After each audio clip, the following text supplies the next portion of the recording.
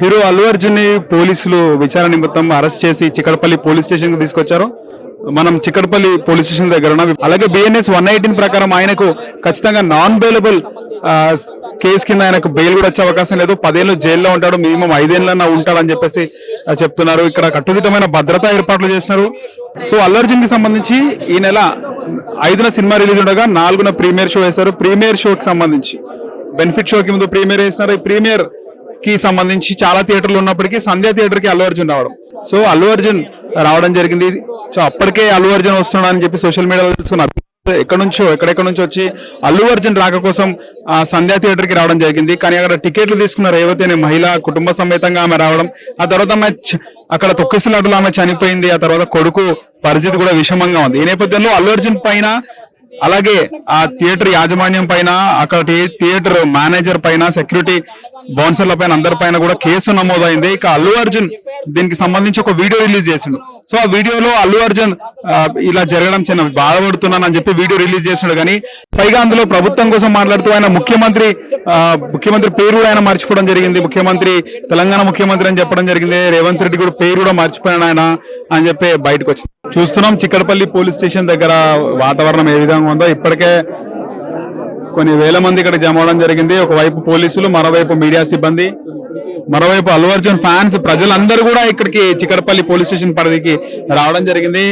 మొత్తం ఈ వీధంతా కూడా మనుషులతో కిక్కిరిసిపోయింది. ఇప్పుడే చూస్తున్నా లోపలికి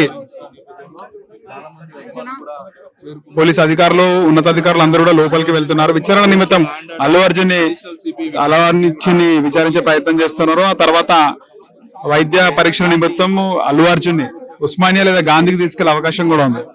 సో ఇక్కడ పోలీస్ సిబ్బంది కాకుండా ప్రైవేట్ సిబ్బంది కూడా ఉన్నారు పెద్ద ఎత్తున. చిక్కడపల్లి పోలీస్ స్టేషన్ దగ్గర మనం పరిస్థితి చూస్తున్నాము.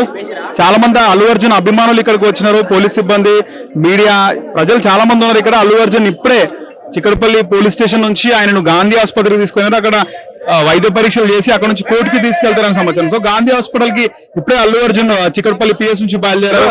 బయటకు వచ్చి 2 పోలీస్ కార్లు, దాంట్లో ముందు కారులో అల్లు అరవింద్ కూర్చున్నారు, వెనుక కారులో అల్లు అర్జున్ కూర్చున్నారు. ఇక్కడ ఉన్నటువంటి ప్రజలకు అందరికీ కూడా అభివాదం చేసి ఆయన వెళ్లారు. భారీ సంఖ్యలో అల్లు అర్జున్ అభిమానులు కూడా వచ్చారు.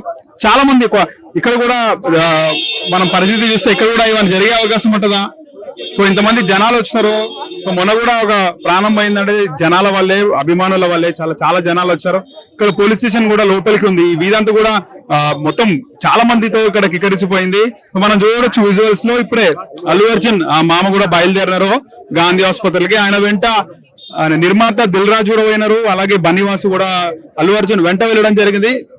చాలా మంది అభిమానులు అల్లు అర్జున్ ని ఏం జరుగుతుంది, మా హీరోని అరెస్ట్ చేసినారు, ఈ రోజు శుక్రవారం రిమాండ్ చేసే అవకాశం ఉంటుందా, రిమాండ్ చేస్తారు, రేపు శనివారం కూడా వీకెండ్ రిమాండ్ చేసే అవకాశం ఉంటుందా అని కూడా చాలా మంది అల్లు అర్జున్ ఫ్యాన్స్ వాళ్ళు భయపడుతున్నారు. ఈ నేపథ్యంలో అల్లు అర్జున్ అందరూ కూడా అభివాదం చేసుకుంటూ ఏం కాదు నాకు అనే విధంగా ఆయన అభివాదం చేసుకుంటూ ఆయన వెళ్ళారు. చూడాలి ఏం జరుగుతుంది.